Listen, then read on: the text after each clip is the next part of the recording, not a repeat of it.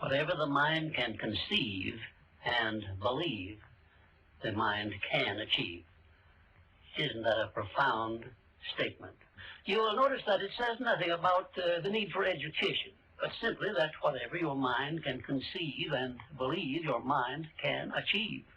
Now, if you want evidence that the mind can achieve whatever the mind can conceive without the benefit of formal education, you only have to remember that Thomas A. Edison conceived the idea of becoming an inventor and lived to become the world's greatest scientist in the field of invention with only 3 months of common school education.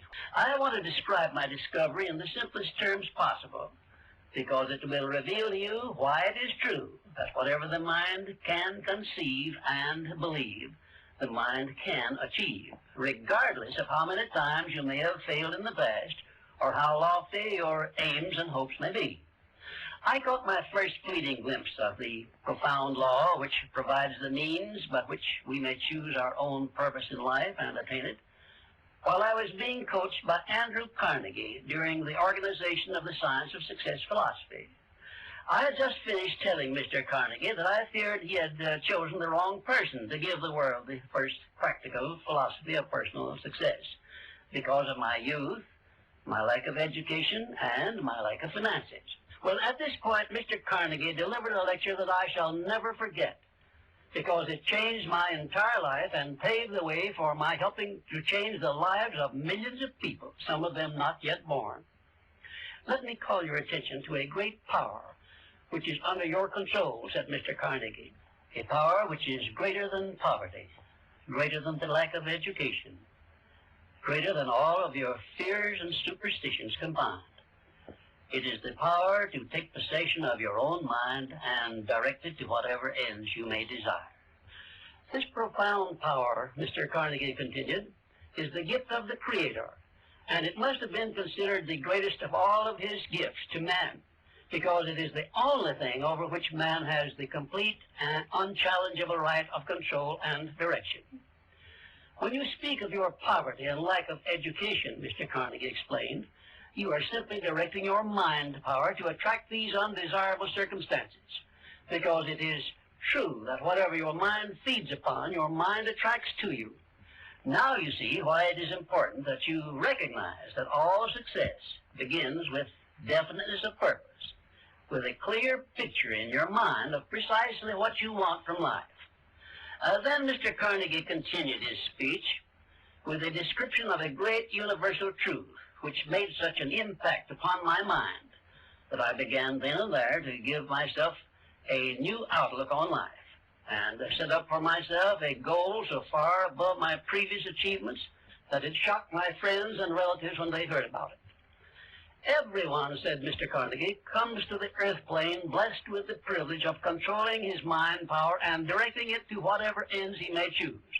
But, he continued, everyone brings over with him at birth the equivalent of 2 sealed envelopes, one of which is clearly labeled, the riches you may enjoy if you take possession of your own mind and direct it to ends of your own choice.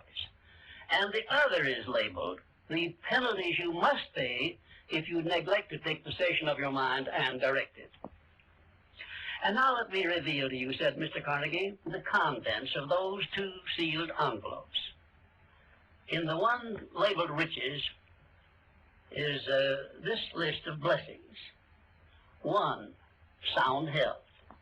2, peace of mind. 3, a labor of love of your own choice. 4, freedom from fear and worry. 5, a positive mental attitude. 6, material riches of your own choice and quantity. In the sealed envelope labeled penalties, Mr. Carnegie continued, is this list of the prices one must pay for neglecting to take possession of his own mind. 1, ill health. 2, fear and worry. 3, indecision and doubt. 4, frustration and discouragement throughout life. 5, poverty and want. 6, and a whole flock of evils consisting of envy, greed, jealousy, anger, hatred, and superstition. Now, my mission in life is to help you and everyone who needs my help to open up and use the contents of the sealed envelope labeled riches. And the starting point from which you must take off if you wish to write your own ticket from here on out for the remainder of your life, I will describe for you in these simple instructions. 1, procure a neat pocket-sized notebook, or something on the order of this one here, loose leaf affair. And on page 1, write down a clear description of your major desire in life, the one circumstance or position or thing which you will be willing to accept as your idea of success.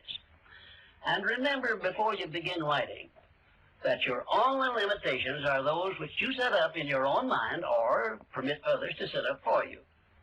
And 2, on page 2 of your notebook, write down a clear statement of precisely what you intend to give in return for that which you desire from life. And then start in right where you stand now to begin giving. And 3, memorize both of your statements, what you desire and what you intend to give in return for it, and repeat them at least a dozen times daily. And always end your statements with this expression of gratitude for the blessings with which you were gifted at birth. I ask not, O divine providence, for more riches, but more wisdom with which to accept and use wisely the riches I received at birth in the form of the power to control and direct my mind to whatever ends I desire. If you are not too successful or self-satisfied to accept and express this profound prayer, if you accept it and express it in the same spirit of humble sincerity in which I pass it on to you, a new and a better world will reveal itself to you. A world in which you will see reflected the circumstances and the things which you yourself have created.